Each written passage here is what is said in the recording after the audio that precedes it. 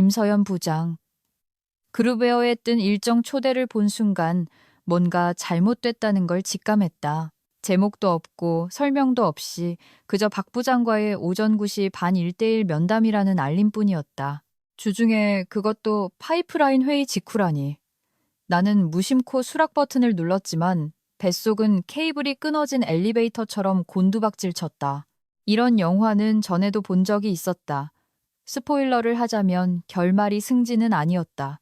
내가 사무실로 들어갔을 때 박 부장은 쳐다보지도 않았다. 마치 돈이라도 빌려간 사람처럼 플라스틱 칼로 바나나를 쿡쿡 쑤시고 있었다.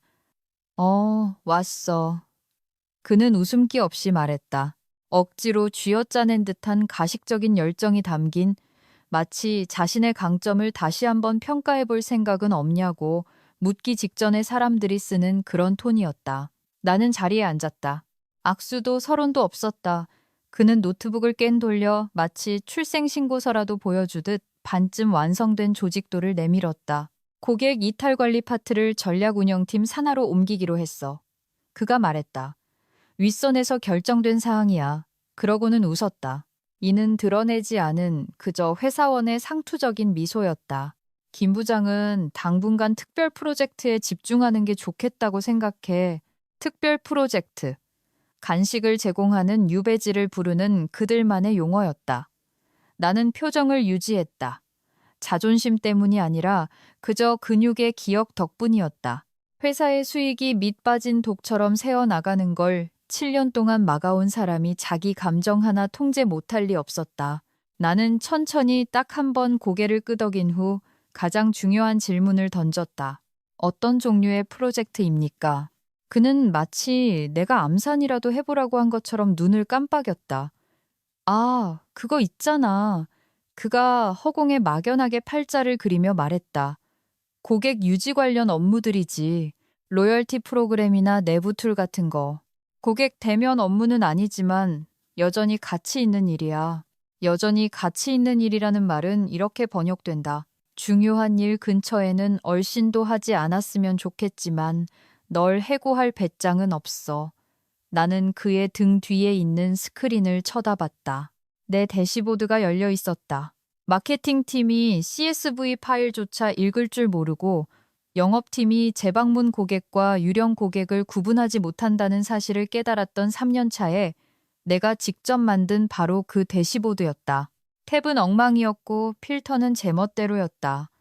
그는 자기가 뭘 보고 있는지도 모르고 있었다. 이탈 관리는 누가 맡게 됩니까? 나는 이미 알면서도 물었다. 그가 씩 웃었다. 최 대리한테 한번 맡겨보려고. 의욕이 넘치잖아. 신선한 관점도 있고, 최 대리. 살아있는 링크드인 게시물 같은 인간. 목소리만 크고 SQL은 다룰 줄도 모르며 한 번은 고객과의 통화에서 고객 유지율과 순추천 고객 지수를 혼동해놓고 발표 자료 탓을 했던 인물. 대시보드는 감성이고 사용자 세분화는 지나친 간섭이라고 생각하는 그 최 대리 말이다. 나는 다시 한번 같은 속도로 천천히 고개를 끄덕였다. 내 존엄성에 갈라진 기반주의로 보이지 않는 테이프를 감으면서도 일단은 순응하는 신호를 보낼 정도의 움직임이었다. 박 부장은 그것을 감사함으로 착각했는지 고급 사무용 의자에 등을 기대며 말했다. 변화가 힘들 수 있다는 거 알아. 하지만 이건 재충전의 기회야. 김 부장은 이탈 관리만 너무 오래 했잖아. 이제 좀 더 넓게 봐야 할 때도 됐지. 넓게 봐라. 마치 내가 지난 수년간 고객 행동을 깊숙이 파고들어 그들이 확인 버튼을 누르기도 전에 이탈의 냄새를 맡을 수 있게 된 사실을 모르는 사람처럼 말했다. 나는 우리의 고객 유지 모델을 거미줄처럼 구축했다. 조용하고 섬세하며 지독하게 끈끈하게 모든 신호가 중요했다. 모든 이탈에는 단서가 있었다. 이제 그들은 이탈 집단 철, 시오헐디 무슨 고객 생일 파티 같은 거냐고 물었던 사람에게 모든 것을 넘겨주고 있었다. 나는 자리에서 일어났다. 명확하게 말씀해 주셔서 감사합니다. 더 솔직한 말을 뱉었다가는 사무실 벽에 구멍이 났을 것이다. 그는 방금 훌륭한 멘토링을 마쳤다고 생각하는 듯 관리자들이 짓는 특유의 느릿한 표정으로 고개를 끄덕였다. 나는 악수도 하지 않고 사무실을 나왔다. 속은 뒤집어지는 것 같았지만 손은 떨리지 않았다. 자리로 돌아와 사내 메신저를 끄고 빈 네이버 문서를 열어 맨 위에 날짜와 시간을 입력했다. 그리고 새 단어를 썼다. 그들이 이탈 관리팀을 재배치했다. 그 아래에 덧붙였다. 대시보드는 덮어쓰기 될 것. 예측 모델은 더 이상 보호되지 않음. 소유권 불분명. 놀랍지는 않았다. 그저 조용히 가슴이 무너져 내릴 뿐이었다. 몇 주 전부터 벽에 쓰인 경고를 보고 있었다. 이중으로 잡힌 회의, 애둘러 하는 칭찬, 워크플로우를 재고해야 한다는 갑작스러운 긴급함 같은 것들. 박 부장은 내가 하는 일을 결코 이해하지 못했다. 그저 내 발표 자료가 자신을 유능해 보이게 만든다는 것만 알았을 뿐이다. 하지만 이제 새로운 임원이 왔고 박 부장은 팀 플레이어로 보이고 싶어 안달이 나 있었다. 그리고 팀 플레이어는 구시대의 임무를 지키지 않는다. 그들은 미소를 지으며 구조조정 버스 아래로 그들을 밀어 넣는다. 최악은 화가 나지도 않았다는 것이다. 아직은 그저 피곤했다. 섬세하고 진실한 무언가를 애써 만들어 놓았는데 누군가 그걸 사용법도 모르는 더 반짝이는 장난감으로 바꿔치기 하는 것을 지켜볼 때 느끼는 그런 피로감. 술 취한 선원들이 무드 등을 원한다며 등대의 전구를 뽑아버리는 것을 지켜보는 등대지기처럼 피곤했다. 하지만 그때조차도 굴욕감이 여전히 귓가에서 맴돌고 있었음에도 가슴 속에는 작은 불꽃이 있었다. 분노도 절망도 아닌 더 조용하고 날카로운 무언가. 나는 대시보드를 열어 현재 모델의 스크린샷을 찍었다. 그리고 또 한 장, 또 한 장. 그들이 내게 준 프로젝트의 이름은 프로젝트 앵커였다. 기획서를 열어보기 전까지는 뭔가 전략적인 것처럼 들렸다. 하지만 기획서를 열어본 순간 그것이 존재하지도 않는 대상을 위해 만들어진 로열티 프로그램이라는 것을 깨달았다. 박 부장은 마치 내가 이 프로젝트를 맡게 된 것을 행운으로 여겨야 한다는 듯 내부 파일럿 프로젝트야 라고 말했다. 내부에서부터 고객 유지가 어떤 모습일 수 있는지 탐색해보고 싶어. 그 모습이란 자리 표시자 텍스트로 가득 찬 파워포인트 템플릿과 지난 2월에 마지막으로 수정된 반쯤 완성된 협업 툴 보드였다. 나는 직원들을 위한 로열티 프로그램을 설계해야 했다. 혜택, 게임화, 기념품 같은 것들. 프로젝트 시작을 알리는 문서에는 단 한 명의 이해관계자도 응답하지 않았다. 내가 받은 회신은 자신이 참조 명단에 있는지도 모르는 사람들의 자동 부재중 메시지뿐이었다. 그래서 나는 미소 지었다.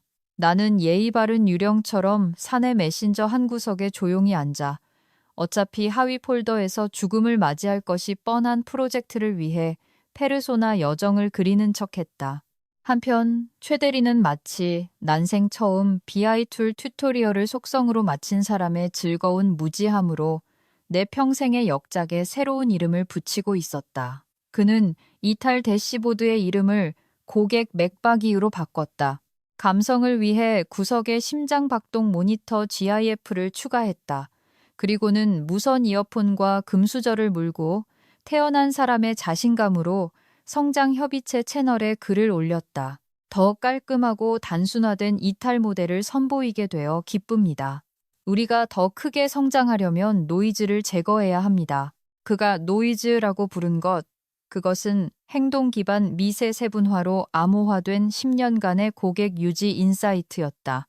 사라져버렸다. 다음 성장 회의에서 나는 최 대리가 유어이 이탈 감소라는 말을 마치 자랑거리처럼 말하는 것을 처음 들었다. 그는 누군가 그리다가 발을 헛디딘 것처럼 보이는 꺾은 선 그래프 앞에 서 있었다.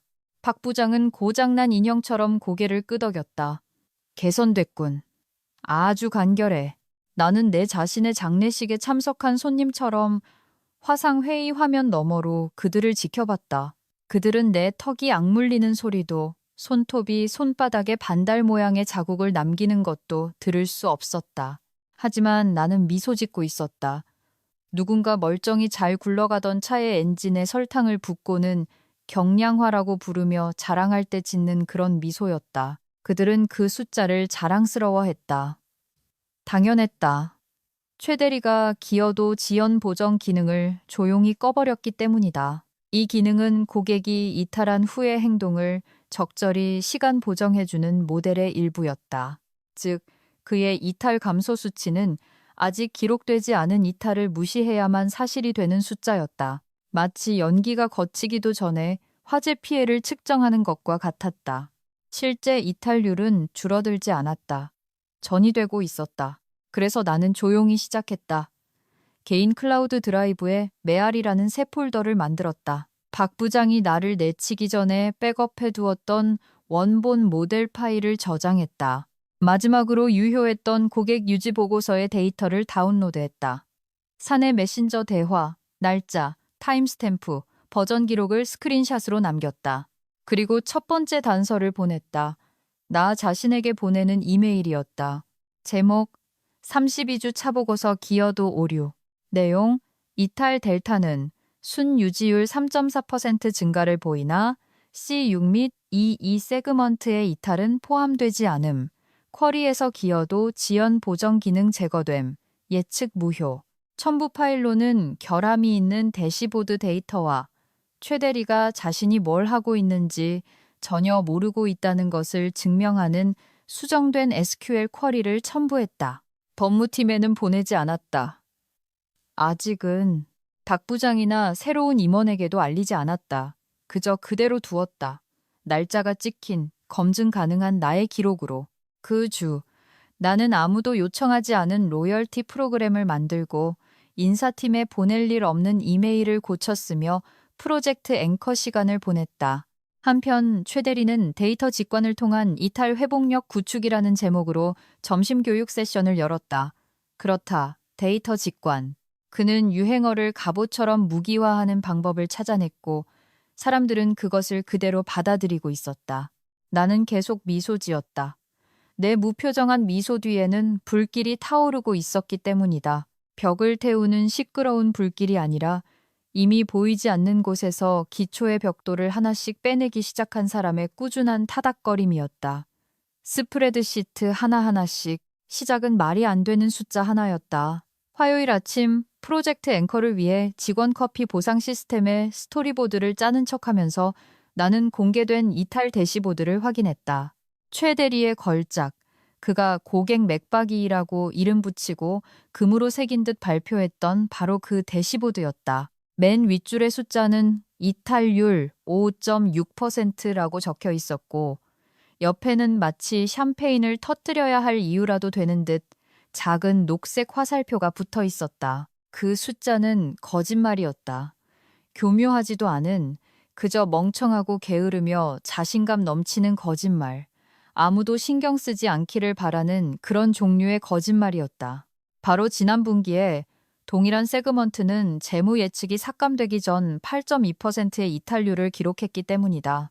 한 분기 만에 2.6%의 개선은 내가 개인적으로 이탈한 것을 아는 계정들을 고려하면 수학적으로 불가능하지 않았다면 기적이었을 것이다.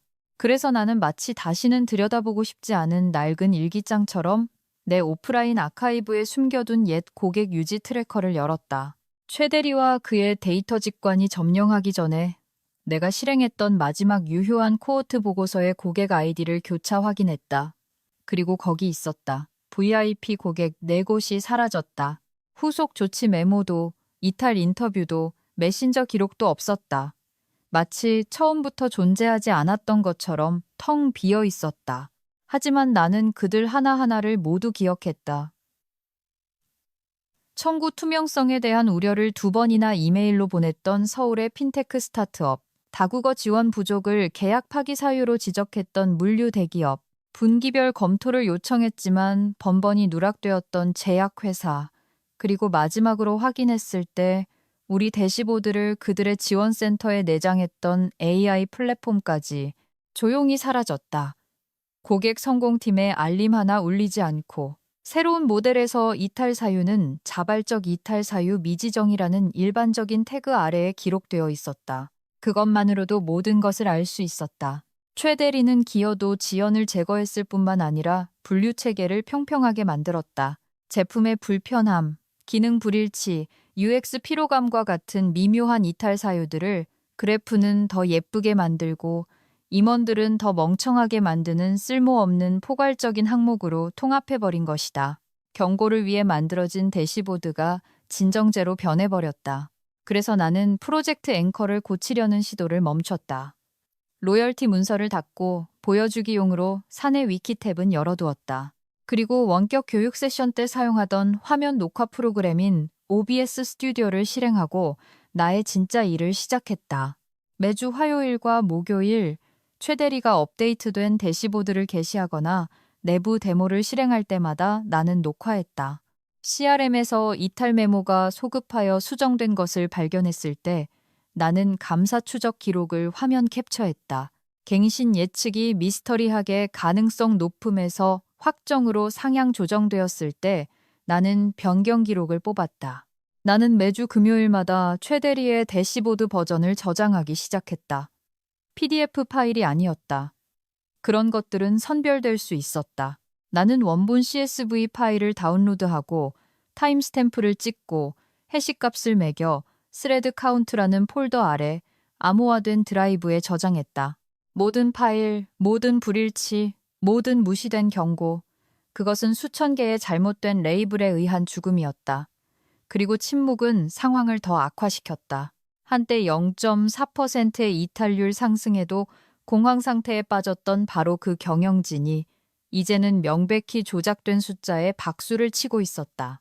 나는 박 부장이 교차 기능 회의에서 최대리의 조작된 고객 유지 추세를 마치 성경 구절처럼 인용하는 것을 지켜보았다. 그는 그것을 4분기 순수익 확장을 위한 가장 명확한 경로라고 불렀다. 한편 고객 성공팀은 어둠 속에서 이탈 고객들을 처리하고 있었다. 그들은 내가 보는 것을 보지 못했다. 최대리가 사용하는 시스템이 신호들을 단절시켰기 때문이다. 고객 만족도 조사는 이탈 이벤트와 연결되지 않았다. 통화 메모는 티켓 아이디와 일치하지 않았다. 제품의 불편함은 한 플랫폼에 기록되는 동안 사용량 데이터는 다른 곳에 숨겨져 있었다. 내가 수년간 하나의 일관된 이야기로 엮어왔던 것을 그들은 몇 주 만에 풀어헤쳐버렸다. 그것은 정확히 최대리가 설계한 대로 작동하고 있었다. 자신감을 보여주고 맥락을 묻어버리고 확실성을 팔아라. 하지만 나는 묻히지 않았다. 나는 지켜보고 있었다. 그리고 내 안에 무언가가 변했다. 유배의 아픔은 무뎌지고 자존심의 상처는 아물었다. 이제 나는 차가워졌다. 잔인하지도 악의적이지도 않은 그저 고요하고 날카로우며 집중된 상태였다. 이것은 내 자리를 되찾기 위한 것이 아니었다.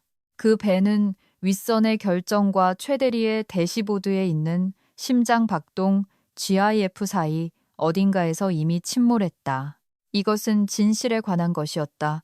나는 다음에 무슨 일이 일어날지 이론이 아니라 몸으로 알고 있었다. 고객 유지의 실패는 폭발하지 않는다. 조용히 침식된다. 모두가 분기별 보고서에 집중하고 KPI 필터를 다듬고 있을 때 만약 당신이 올바른 부패를 추적한다면 신뢰가 어디서부터 새는지 측정한다면 붕괴가 눈에 보이기 전의 순간을 포착할 수 있다. 그래서 나는 계속 수집했다. 최대리는 사내 메신저에 또 다른 승전보를 올렸다. 방금 3분기 이탈률을 역대 최저로 마감했습니다. 흐름을 단순화하는 데 도움을 주신 모든 분들께 큰 감사를 드립니다. 단순화. 그래, 나는 내 기록을 열어 표시했다. 37주 차. 최대리의 이탈 보고서와 나의 원본 고객 유지 예측, 그리고 유령처럼 사라진 3개의 계정이 포함된 두 보고서의 비교 자료를 첨부했다. 그리고 메모장을 열어 이렇게 썼다. 침묵은 안정이 아니라 억압이다. 그리고 다른 모든 것들 옆에 저장했다. 붕괴는 오고 있는 것이 아니었다. 이미 시작되었다. 사건은 탕비실에서 시작되었다. 4층의 작은 주방을 그렇게 부를 수 있다면 말이다. 내가 캡슐 커피 머신이 커피 비슷한 것을 뱉어내기를 기다리고 있을 때 재무팀의 이 과장이 마치 자신이 살고 있는 공포 영화의 스포일러라도 읽은 사람처럼 혼잣말을 중얼거리며 들어왔다. 안녕하세요. 내가 말했다.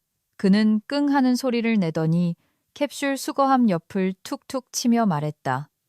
혹시 데이터가 좀 이상하다고 느낀 적 없어요? 그냥 틀린 게 아니라 제정신인지 의심하게 만들 정도로 이상한 거요. 나는 돌아섰다. 어떤 데이터 말입니까? 그는 쓴 웃음을 지으며 눈을 비볐다. 그리고는 방금 스프레드시트에게 바람이라도 맞은 사람처럼 카운터에 기댔다. 3분기 갱신 인보이스를 정산하고 있는데 숫자가 안 맞아요. 우리는 대기업 고객 곳곳에 다운그레이드를 기록했는데 이탈 보고서에는 이곳이라고 나와요. 이런 불일치 본 적 있어요? 나는 조용히 크리머를 저었다. 그거 보고 하셨어요? 이 과장은 코웃음을 쳤다. 최 대리한테 메모 보냈죠. 시점의 문제일 뿐이니 노이즈에 신경 쓰지 말라고 하더군요. 아, 또 나왔다. 노이즈. 나는 커피를 길게 한 모금 마신 뒤 무심하게 물었다. 그 다운그레이드 인보이스에 서비스 조정 내역이 기록되어 있나요? 그의 눈썹이 치켜 올라갔다. 아니요. 나는 그것이 불타는 적신호가 아니라 그저 흥미로운 상식인 것처럼 고개를 끄덕였다. 그리고 말했다. 계약 조건을 확인해 볼 가치가 있을 겁니다. 그중 일부는 최소 사용량 보장 조항이 있었거든요. 조정 없는 다운그레이드는 서비스 수준 협약, SLA 위반을 유발할 수 있습니다. 그의 얼굴이 변했다. 눈이 날카로워지고 입이 천천히 닫혔다. 마치 불붙은 성냥의 반대쪽 끝을 잡고 있었다는 것을 깨달은 사람처럼. 그가 중얼거렸다. 좋은 지적이네요. 나는 대답하지 않았다. 그저 미소 짓고 걸어 나왔다. 갑자기 커피 맛이 조금 덜 탄 것처럼 느껴졌다. 이 과장이 나의 첫 번째 단서는 아니었지만 그는 아래를 내려다보고 그 흔적을 알아차린 첫 번째 사람이었다. 다음 단서는 이틀 뒤 법무팀의 정 변호사와의 복도에서의 우연한 대화에서 나왔다. 그녀는 마치 배터리 액이라도 새는 듯한 계약서 뭉치를 들고 나를 불러 세웠다. 김 부장님, 예전에 이탈 관리 담당하셨죠? 그녀가 물었다. 했었죠. 그녀는 얼굴을 찌푸렸다. 혹시 사이프러스와의 계약에 갱신 수수료와 연동된 고객 유지 벤치마크 조항이 있었던 거 기억하세요? 기억했다. 내가 직접 내부 요약 노트를 작성했었다. 그들은 초기 도입 지표와 연계된 3개월 95% 유지율 보장 조항을 가지고 있었다. 우리가 그걸 놓치면 그들은 위약금 없이 계약을 해지할 수 있었다. 무슨 일인데요? 내가 물었다. 우리가 놓쳤어요. 그녀가 말했다. 그런데 아무도 그걸 알리지 않았어요. 나는 고개를 갸웃했다. 누가 그들의 초기 도입 세그먼트로 유지 모델을 업데이트했나요? 그녀는 눈을 깜빡였다. 모르겠어요. 당연히 자동인 줄 알았죠. 예전엔 그랬죠. 내가 말했다. 하지만 모델이 단순화되었다면 그 세분화 기능은 폐기되었을 수도 있습니다. 그녀는 나를 뚫어지게 쳐다봤다. 마치 전에는 몰랐던 차유리의 균열을 갑자기 발견한 사람처럼 눈을 가늘게 떴다. 그렇게 된 거라고 생각하세요? 나는 어깨를 으쓱했다. 그럴 수도 있죠. 최 대리에게 물어보세요. 정 변호사는 서류 뭉치를 내려다보고 다시 나를 올려다보았다. 이 조항을 언급한 고객이 2주 만에 두 번째예요. 나는 대답하지 않았다. 그럴 필요가 없었다. 나는 볼 수 있었다. 클릭. 풀리기 시작하는 실타래의 시작을. 그날 오후 나는 딜 지원 채널에 질문을 올렸다. 안녕하세요. 혹시 아직 C 세그먼트 아래에 초기 도입 마찰을 기록하고 있는지 아시는 분 계신가요? 3분기 갱신건 중 일부에서 태그 필드가 비어 있는 것을 발견해서요. 2분 후 침묵. 10분 후 최 대리가 답장했다. 뷰를 단순화하기 위해 태그를 통합했습니다. C 세그먼트는 노이즈가 많고 가치를 더하지 않았습니다. 이 과장이 눈이 휘둥그레진 이모티콘으로 반응했다. 정 변호사가 내 메시지에 하트를 눌렀다. 나는 그 대화 기록을 북마크하고 사본을 다운로드하여 스레드 카운트, 부서 간 단서라는 파일에 저장했다. 다음 날 아침 나는 고객 유지 프로세스 산출물 아카이브라는 제목의 사내 위키 페이지를 만들고 6개월 전 내가 마지막으로 수정한 우리의 옛 이탈 분류 체계에 보관된 PDF 파일을 추가했다. 나는 조용히 그 페이지를 세 사람에게 공유했다. 정 변호사, 이 과장, 그리고 최근 CRM 뷰에서 업데이트된 이탈 사유를 찾을 수 없다고 언급했던 고객 성공팀의 윤주임이었다. 설명도, 논평도 없이 그저 링크 하나만. 20분 후 윤주임에게서 메신저가 왔다. 잠깐만요. 우리가 예전에 이 모든 걸 추적했었다고요? 최 대리님은 이게 다 중복되는 거라고 하셨는데 나는 직접적으로 대답하지 않았다. 그저 답했다. 네, 복잡했지만 진실을 말해줬죠. 그녀는 생각하는 얼굴 이모티콘을 남겼다. 그날 오후 나는 스레드 카운트에 파일 하나를 더 업로드했다. 이탈 사유 코드의 비교 자료였다. 옛 버전과 새 버전, 하나는 미묘한 차이를 담고 있었고 다른 하나는 5개의 선택지와 기타라는 포괄적인 항목뿐이었다. 최 대리의 대시보드가 어떤 것을 독점적으로 사용했는지는 추측에 맡긴다. 나의 모든 움직임은 조용했다. 시끄럽거나 대립적이지 않고 그저 정밀했다. 마치 문틈으로 쪽지를 밀어넣고 걸어 나오는 것처럼. 나는 누구에게도 경고하거나 내부 고발을 하거나 적신호를 흔들지 않았다. 나는 질문을 던지고 올바른 사람들이 스스로 답을 찾아가도록 내버려 두었다.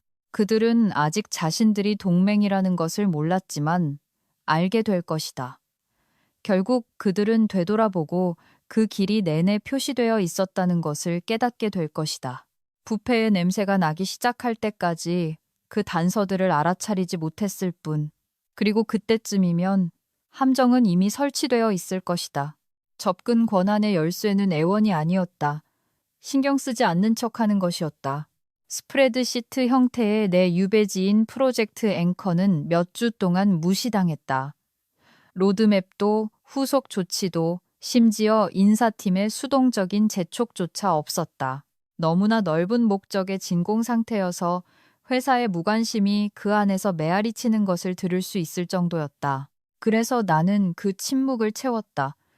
데이터 운영팀에 정기적인 내부 요청을 제출했다. 내부 로열티 벤치마킹을 위한 코호트 수준의 이탈 데이터 필요, 직원 유지 모델링 지원을 위한 비교 인사이트 확보 목적. 아무도 의심하지 않았다. 아무도 읽어보지도 않았을 것이다. 요청은 몇 시간 만에 승인되었다. 메신저봇이 나를 호출했다. 접근 권한이 부여되었습니다. 7일 후에 만료됩니다. 그렇게 나는 내가 쫓겨났던 집으로 다시 들어갔다. 정문이 아니라 금이 간 창문을 통해서. 하지만 그것으로 충분했다. 나는 핵심 고객 데이터, 고객 유지 타임라인, 이탈 유발 요인, 사용량 곡선에 대한 임시 API 접근 권한을 얻었다. 나는 모든 것을 다운로드하고 세그먼트별, 등급별, 생애주기 단계별로 필터링했다. 최 대리가 망가뜨린 기여도 모델의 새로운 로컬 인스턴스를 가동하고 나의 보정 공식을 복원했다. 옛 논리를 사용하여 3분기 이탈 예측을 실행한 다음 최 대리의 새 논리를 사용하여 다시 실행했다. 차이는 12.3%였다. 아래쪽으로. 현실의 12%가 분기별 슬라이드를 더 날씬하게 보이게 하려고 기업의 돼지에서 지방처럼 깎여 나갔다. 나는 알고 있었다. 의심하고 있었다. 하지만 이제 증거를 가졌다. 그래도 나는 기다렸다. 섣불리 무언가를 발표하고 싶지 않았다. 아직은. 나는 그저 휘발유 냄새가 아니라 연기가 피어오르는 총을 원했다. 그것은 이틀 후에 도착했다. 주간 성장회의. 나는 마이크를 끄고 카메라를 끈 채로 참여했다. 무관심한 사각형들의 바다에 있는 또 하나의 잊힌 사각형일 뿐이었다. 최 대리가 이번 주 업데이트를 발표하고 있었다. 그의 서명과도 같은 발표 스타일은 이모티콘은 많고 정확성은 부족했다. 그때 나는 그것을 보았다. 내 슬라이드였다. 레이아웃은 색 구성표, 축 레이블, 심지어 고객 코호트의 명명 규칙까지 동일했다. 그것은 내가 3년간의 수정을 거쳐 픽셀 단위로 손수 만든 슬라이드의 프랑켄슈타인 버전이었다. 오직 숫자만이 달랐다. 부풀려지고 다듬어지고 소독된 숫자들. 최 대리는 3분기 고객 유지 회복력 예측이라는 제목의 막대 그래프를 가리키고 있었다. 맨 위에는 94.2%라는 깔끔한 숫자가 떠 있었다. 나는 다른 창에 실제 숫자를 열어두고 있었다. 81.7%, 그리고 계속 하락 중. 그는 마치 잠자리 동화를 들려주듯 설명하고 있었다. 단순화된 세분화와 더 명확해진 고객 여정 렌즈 덕분에 지난 분기 실적을 상회할 것으로 예상됩니다. 번역. 데이터가 비명을 멈출 때까지 복잡성을 삭제했습니다. 박 부장이 내 피부를 소름 돋게 하는 미소를 지으며 끼어들었다. 더 깔끔한 인사이트군. 오탐 펄스 퍼셉도 줄었고 이 방향 아주 마음에 들어. 오탐. 이제 그들은 이탈 경고를 그렇게 부르고 있었다. 마치 심장 모니터가 너무 일찍 울리는 것처럼 나는 창을 클릭하여 다른 곳으로 옮겼다. 더 이상 들을 수 없었다. 새 문서를 열고 3분기 무시된 경고들이라고 제목을 붙였다. 그 안에 원본 예측, 최대리의 수정된 버전, 삭제된 세그먼트를 보여주는 데이터 운영팀의 로그, 미해결 플래그가 있는 티켓 에스컬레이션으로 유발되었음에도 자발적으로 잘못 분류된 3건의 고객 이탈 사례를 붙여넣었다. 그런 다음 주별 타임라인을 추가했다. 경고에 이은 경고, 각 항목은 문서화되고 출처가 명시되었으며 타임스탬프가 찍혔다. 메신저 대화 링크, CRM 티켓 아이디, 이메일 수신 확인, 심지어 최 대리가 실시간으로 고객 유지 필드를 삭제한 다음 메신저에 이제 더 깔끔하네요. 덜 복잡하고 라고 말한 화면 녹화까지. 나는 파일을 PDF로 내보내고 암호화하여 개인 변호사에게 보냈다. 제목은 아무것도 말하지 않으면서도 모든 것을 말하고 있었다. 참조. 타임스탬프가 찍힌 문서. 3분기. 나는 누구도 참조에 넣지 않았다. 위협도 허세도 없이 그저 도미노처럼 나란히 세워진 사실들 뿐이었다. 그러고 나서 나는 뒤로 기대어 스크린을 응시했다. 승리감도 만족감도 없이 그저 냉엄한 외과 의사의 기대감 뿐이었다. 진실은 시끄럽지 않았기 때문이다. 그럴 필요도 없었다. 그저 거짓말이 비틀거릴 때까지 충분히 기다리기만 하면 되었다. 분기별 실적, 보고, QBR 주간전에 모든 것이 터져 나왔다. 이탈률은 조용한 임계치를 넘어섰다. 참호에서 살았던 우리 같은 사람들은 숫자가 소리치기 훨씬 전부터 그 냄새를 맡을 수 있었다. 하지만 이제 숫자는 속삭이지 않았다. 그들은 윗사람들 중 누구도 유창하게 구사하지 못하는 언어로 비명을 지르고 있었다. 첫 번째 낌새는 고객 성공팀의 윤주임에게서 왔다. 그녀는 화요일 늦게 내게 DM을 보냈다. 안녕하세요. 혹시 이탈 경고 로직이 변경되었나요? 제 대시보드는 안정적이라고 나오는데 지난 10일 동안 대기업 고객 4곳을 잃었어요. 나는 그 질문에 답하지 않고 그저 답장했다. 익명화된 이탈 사유 좀 보내주실 수 있나요? 그녀가 보낸 사유들은 가혹했다. 90일 이상 미해결된 지원 요청, 2분기 구현 약속 후 현지화 미비, 갱신 문의 후 후속 조치 없음, 데이터 거버넌스 관련 우려, 미해결. 이들은 우리를 떠나는 고객이 아니었다. 그들은 허공에 대고 비명을 지르고 있었다. 그리고 그 허공은 명백히 최 대리가 관리하고 노이즈라고 이름 붙인 곳이었다. 그 다음엔 재무팀이 꿈틀거리기 시작했다. 나는 메신저 채널에서 그것을 보았다. 공손함으로 위장한 공황 상태. 안녕하세요, 여러분. 3분기 실적대 예측을 확인해 주실 수 있는 분 계신가요? 전략 운영팀을 루프에 넣어 이탈 태그가 마감 후 업데이트 되었는지 확인 요청드립니다. 순 이탈률 3.2%는 마감 후 다운그레이드를 조정한 수치인가요? 그리고 각각의 메시지 아래에는 눈 모양의 이모티콘으로만 깨지는 침묵이 흘렀다. 목요일쯤 되자 나는 무슨 일이 벌어지고 있는지 알았다. 재무팀은 수익 예측의 균형을 맞출 수 없었다. 그들의 QBR 자료는 이미 대표님께 보내졌지만 숫자는 빠르게 무너지고 있었고 최 대리의 임시방편 지표는 더 이상 그 구멍을 막을 수 없었다. 나는 마지막으로 고객 유지 대시보드를 열었다. 이탈 그래프는 평평한 선, 평화로운 바다를 보여주고 있었다. 하지만 나는 이미 진실을 알고 있었다. 그것은 바다가 아니었다. 라벨이 뜯어진 절벽이었다. 그날 오후 영업 리더십은 긴급 회의를 소집했다. 나는 조용한 참관인으로 참여했다.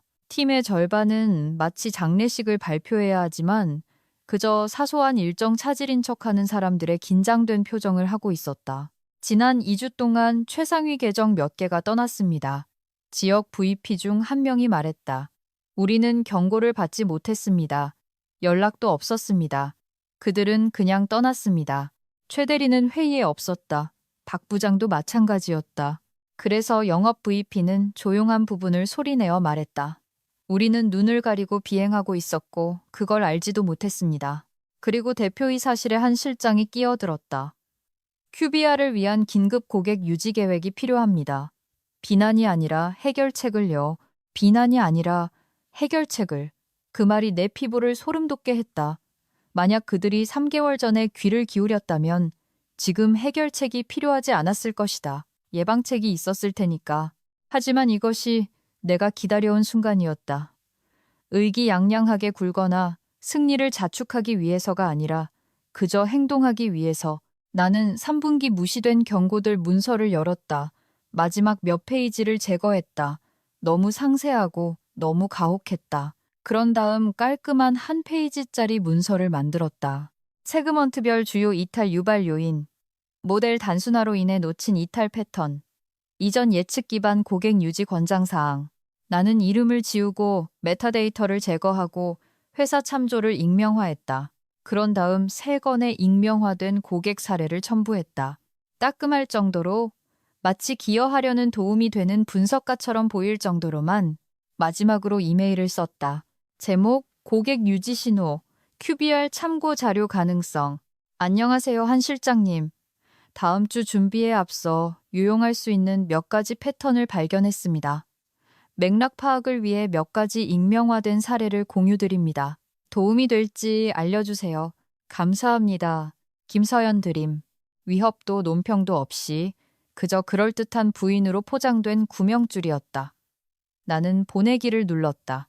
그리고 그 한 페이지짜리 문서에 하드카피를 인쇄하여 QBR 초안 클린이라고 적힌 서류 봉투에 넣어 집의 맨 아래 서랍에 넣어두었다. 나는 축하하지 않았다. 의기양양하지도 않았다. 나는 통제하고 있었다. 그들은 집에 불이 나지 않은 척할 수 있었다. 하지만 나는 이미 보험 서류를 가지고 있었다. 내가 들어섰을 때 회의실은 이미 웅성거리고 있었다. 너무 많은 카페인과 너무 적은 확신. 무언가 깨지기 직전이지만 아무도 그 균열 소리를 듣고 싶어 하지 않을 때만 들을 수 있는 그런 종류의 긴장된 기업의 웅성거림이었다. 분기별 전사회의. 1년 만에 처음으로 대면으로 열렸다. 경영진은 뭔가 큰 인상을 남기고 싶어 했고 실제로는 케이터링으로 준비된 크루아상, 플라스틱 명찰, 그리고 반짝거리게 닦아놓은 파워포인트 자료를 의미했다. 나는 일찍 도착해서 쓰디쓴 드립커피가 담긴 종이컵을 들고 앞줄에 자리를 잡았다. 마치 극장에 온 것처럼 자리를 잡았다. 실제로도 그랬으니까 최 대리는 프로젝터 근처에서 발뒤꿈치를 까딱거리며 서 있었다. 한쪽 귀에는 에어팟을 꽂고 다른 한쪽은 마치 기업용 귀걸이처럼 매달려 있었다. 그는 의기양양한 미소와 팟캐스트라도 딸려 나올 것 같은 재킷을 입고 있었다. 박 부장은 근처에서 손을 맞잡고 서성였다. 느리게 로딩되는 GIF의 인간 버전. 나는 그가 대표님 쪽 좌석을 힐끗 보고 최 대리를 보고 다시 돌아보는 것을 보았다. 입술은 굳게 다물려 있었다. 마치 무언가 잘못될 수 있다는 것을 아는 사람처럼. 무엇이, 언제가 문제일 뿐. 그들은 나를 보지 못했다. 혹은 봤더라도 나를 변수로 인식하지 못했다. 완벽했다. 재무 최고 책임자 CFO가 재무 하이라이트를 지루하게 읊었다. 법무팀이 새로운 규정 준수 조치를 다루었다. 그리고 최 대리가 성장, 성과 및 고객 유지 전망이라는 제목의 세션을 위해 무대에 올랐다. 나는 커피를 길게 한 모금 마셨다. 썼다. 완벽했다. 최 대리는 첫 번째 슬라이드를 클릭했다. 3분기 순 유지율 개요라는 제목의 스타일리시한 막대 그래프였다. 몇몇 사람들이 고개를 갸웃했다. 그래프는 이전 회의에서 보여준 그 어떤 것보다 훨씬 가파른 급격한 하락을 보여주고 있었다. 희미한 프로젝터 불빛 아래에서도 붉은 막대들은 상처처럼 보였다. 그는 순간적으로 얼어붙었다가 수습하려고 애썼다. 저희가 최근에 이탈 데이터를 분류하는 방식을 재조정했습니다. 그는 마치 순전한 의지만으로 슬라이드를 바꿀 수 있다는 듯이 클리커를 두드리기 시작했다. 지금 보시는 것은 새로운 기여도 방식에 기반한 재보정 결과입니다. 재보정, 아름다웠다. 청중석에서 수증기처럼 웅성거림이 피어올랐다. 그가 헛기침을 했다. 우리의 고객 유지 회복력은 여전히 강력하지만 기존 지표들이 노이즈를 유발했습니다. 이 새로운 명확성 덕분에 우리는 전략적 마찰 지점에 집중할 수 있게 되었습니다. 그는 빠르게 말을 쏟아냈다. 그때 클릭 소리가 났다. 슬라이드 2, 분기별 비교, 요의 이탈 델타. 이 슬라이드는 디자인 뒤에 숨지 않았다. 날것의 꺾은 선 그래프였다. 2분기에서 3분기로 선은 내려앉지 않았다. 추락했다. 6.1%의 이탈률에서 18.4%로 숨 막히는 소리가 들렸다. 바로 내 뒤에 앉아있던 대표님의 의자가 삐걱거리며 앞으로 기울었다. 최 대리의 목소리가 갈라졌다. 그는 한 항목을 더듬거리며 읽었다. 이 급등은 일시적인 것으로 아마도 초기 도입 전환과 일부 남아있는 구현 지연과 관련이 있을 것입니다. 대표님은 다시 몸을 움직였다. 이번에는 박 부장을 향해 눈을 가늘게 떴다. 박 부장의 미소는 사라져 있었다. 나는 그가 최 대리에게, 스크린에게, 그리고 자신의 노트에게 시선을 던지는 것을 보았다. 마치 이 상황이 여전히 통제하에 있는 현실의 어떤 버전을 찾으려는 듯이 그런 것은 없었다. 또 다른 클릭. 슬라이드 3. 3분기 주요 이탈 사유. 목록은 가혹했다. 갱신 후 후속 조치 없음. 지원팀 무응답. 기능 구현 약속 미이행. 초기 도입 문제 미해결. 회의실은 죽은 듯이 조용해졌다. 영업 총괄이 자리에서 몸을 뒤척였다. 고객 성공팀은 서로 눈짓을 교환했다. 그리고 대표님, 그는 아직 화나지 않았다. 그저 혼란스러웠다. 거짓된 확실성에 배신당한 사람만이 느낄 수 있는 깊고 조용한 혼란. 그는 한 손을 들어 손바닥을 펴서 최 대리의 말을 중간에 끊었다. 지난 예측 보고서에는 이게 왜 없었나? 그가 물었다. 아무도 대답하지 않았다. 최 대리는 마치 문을 열어달라고 비는 개처럼 박 부장을 쳐다봤다. 박 부장은 침을 삼켰다. 저희가 일부 보고 체계를 단순화하고 세분화를 정리했습니다. 대표님은 다시 스크린을 응시했다. 18%라. 최 대리는 수습하려 했다. 일시적인 이상 현상이라고 생각합니다. 이걸 안 지는 얼마나 됐나? 대표님이 물었다. 침묵. 나는 이 모든 것을 자리에서 지켜봤다. 커피를 마시며 다리를 꼬고 읽을 수 없는 표정으로 의기양양하지도 우쭐하지도 않고 그저 균형 잡힌 채로 이것은 복수가 아니었다. 중력이었다. 진실이 거짓말과 파워포인트 자료 아래에 충분히 오래 묻혔을 때의 필연적인 추락. 최 대리가 다시 클릭했다. 아무것도 변하지 않았다. 다음 슬라이드가 로딩되지 않았다. 클리커를 쥔 그의 손이 떨렸다. 내 뒤 어딘가에서 누군가 속삭였다. 세상에, 그리고 그 순간 자신의 단순화 속에서 익사하는 남자를 보며 나는 연민을 느끼지 않았다. 오직 정의만을. 느리고 외과적이며 조용한 정의. 나는 뒤로 기대어 또 한 모금 마셨다. 따뜻하고 썼다. 완벽했다. 회의는 박수 없이 끝났다. 평소의 공허한 환호나 메신저 이모티콘 행렬도 없었다. 훌륭한 분기였습니다, 팀. 또 어색한 임원들의 하이파이브나 커피 예산에 대한 진부한 농담도 없었다. 그저 타이타닉이 무언가에 부딪혔는데 누가 쌍안경을 잊었는지 결정하지 못하는 어른들로 가득 찬 방뿐이었다. 대표님은 천천히 일어섰다. 시선은 최대리 뒤에서 여전히 빛나고 있는 정지된 슬라이드에 고정되어 있었다.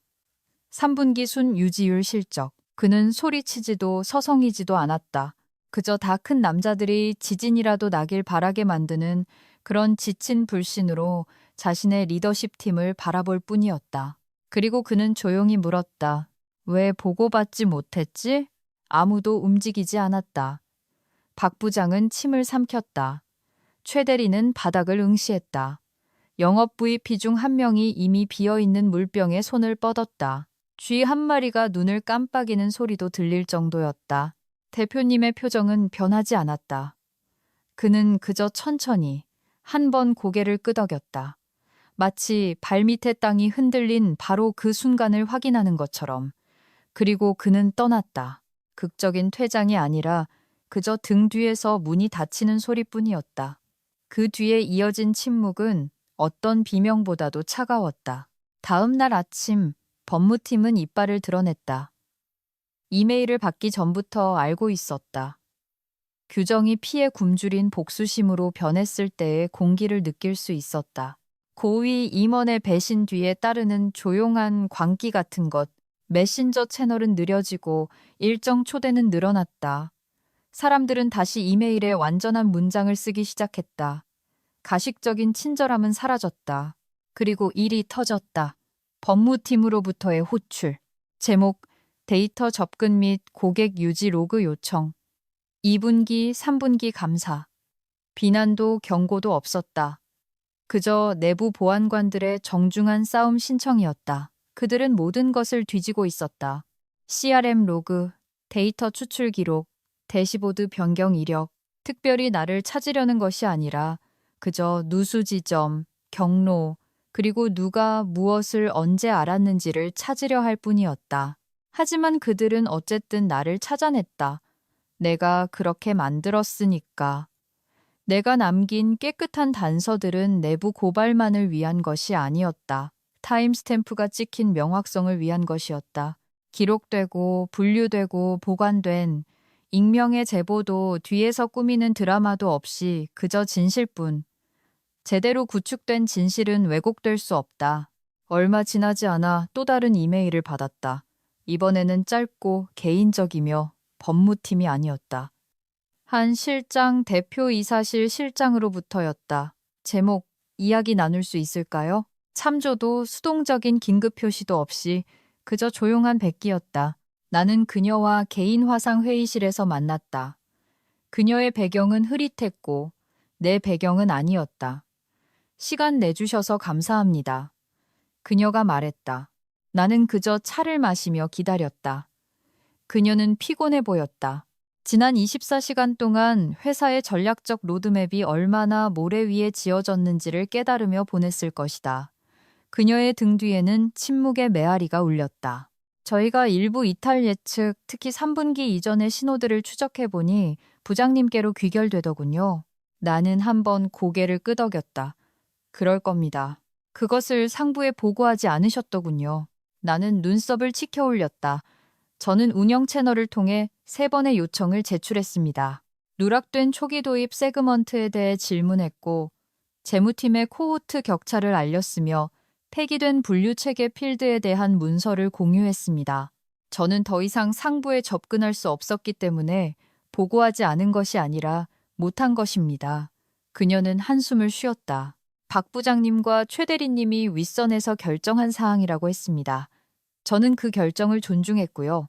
그녀는 반박하지 않았다. 잠시 후 부장님의 무시된 경고들, 3분기 보고서, 아주 철저하더군요. 감사합니다. 그때 제안이 나왔다.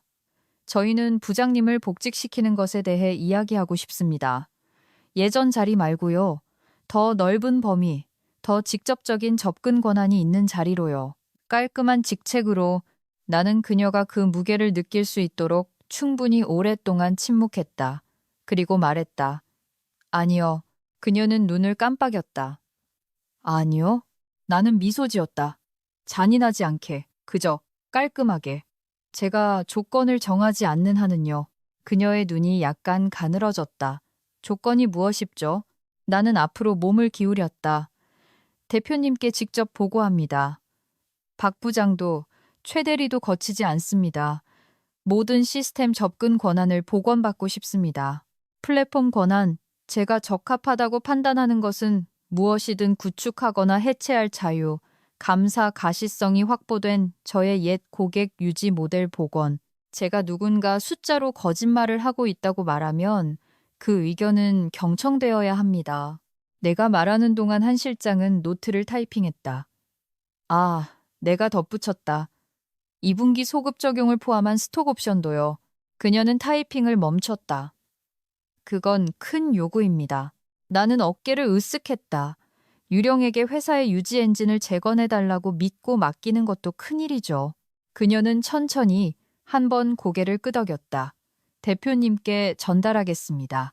나는 일어서서 파워포인트 지옥으로 유배된 이후 입지 않았던 재킷을 바로잡으며 말했다. 거짓말쟁이들이 숫자를 다루게 내버려 두면 무슨 일이 일어나는지 보셨잖습니까? 나는 회의를 종료했다.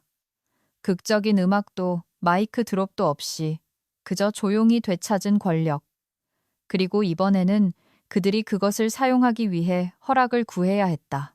회의실은 평소보다 더 차가웠다. 혹은 그저 침묵 때문이었을지도 모른다. 비서도 간식도 의례적인 미소도 없었다. 오직 나와 대표님 그리고 우리 사이 테이블 위에 놓인 단 하나의 서류 폴더뿐이었다. 라벨은 없었지만 진실이 항상 그렇듯 무거웠다. 그 안에는 완전한 서류 흔적, 내가 떨어뜨린 모든 단서, 무시된 모든 메신저 대화, 잘못 표현된 지표, 덮어쓰기 된 모델, 그리고 가짜 예측이 담겨 있었다. 교차 참조되고 타임스탬프가 찍혔으며 이기려는 것이 아니라 그저 부인할 수 없게 되려는 사람만이 가질 수 있는 그런 정밀함으로 묶여 있었다. 나는 처음에는 말하지 않았다.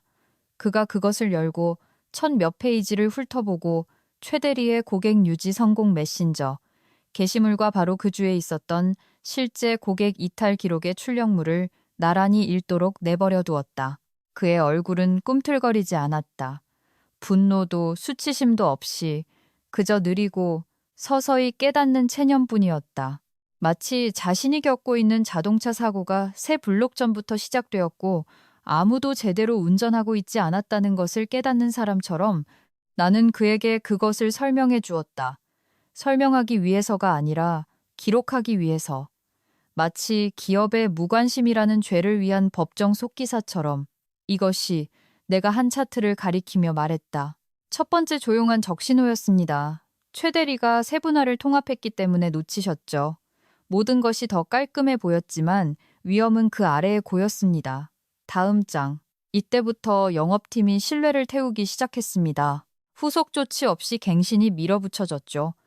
그들은 자신들이 목표를 달성하고 있다고 생각했지만 실은 성냥에 불을 붙이고 있었습니다. 다음 장. 바로 여기서 법무팀이 잡았어야 했습니다. 아무도 집행하지 않은 이탈 조항이 있는 계약서였죠. 대시보드 알림 하나로 위약금을 피할 수 있었습니다. 다음 장. 그리고 마지막 페이지. 최 대리가 잠식해버린 고객 유지 모델의 출력물을 두드렸다. 그리고 여기가 시스템을 모르는 사람에게 당신의 순이익이 출혈하는 것을 막아주는 유일한 것을 죽이도록 허락한 순간입니다. 침묵. 그는 등을 기대고 잠시 천장을 올려다본 후 다시 아래를 내려다보았다. 당신의 예전 직책을 다시 제안하고 싶소. 그가 말했다. 하지만 더 넓은 범위로. 나에게 직접 보고하고 깔끔한 직책, 소급 적용을 포함한 완전한 스톡 옵션, 당신의 모델을 중심으로 시스템을 재건할 것이요. 어떤 간섭도 없을 거요. 나는 미소 지었다. 쓰지도 의기양양하지도 않게 그저 과소평가받는 것에 지쳤을 뿐. 그러고 나서 나는 일어서서 재킷을 매만지고 내 폴더 사본을 집어들며 말했다. 윗선에서 결정된 사항입니다. 제 변호사를 통해 연락드릴 겁니다. 그는 반박하지 않고 그저 고개를 끄덕였다. 내가 걸어 나갈 때 복도 불빛이 살짝 깜빡였다. 혹은 그저 아드레날린이 가라앉는 것이었을지도 모른다. 박 부장의 사무실은 비어 있었다. 최 대리의 사무실도 마찬가지였다. 침묵은 어색하지 않았다. 정화되는 느낌이었다. 엘리베이터 앞에서 차를 부르기 위해 휴대폰을 꺼냈다. 막 엘리베이터에 발을 들여놓는 순간 알림이 울렸다. 전사공지, 긴급 내부 감사 보고서 검토 중, 타임라인 확인됨, 기여도 체인 확정, 박 부장, 최 대리 직무 태만 혐의로 징계 검토 중. 나는 미소 지었다. 반응 없이 그저 인정. 복수도 승리도 아닌 레버리지. 그리고 가장 좋은 종류의 노력으로 얻었고 문서화되었으며 되돌릴 수 없는 레버리지. 나는 햇살 가득한 주차장으로 걸어 나갔다. 실직자가 아니라 강등된 것도 애원하는 것도 아니었다. 나는 나의 다음 역할을 나 자신의 조건으로 협상하고 있었다. 모든 패가 강제로 공개되고 모든 눈이 마침내 뜨인 상태에서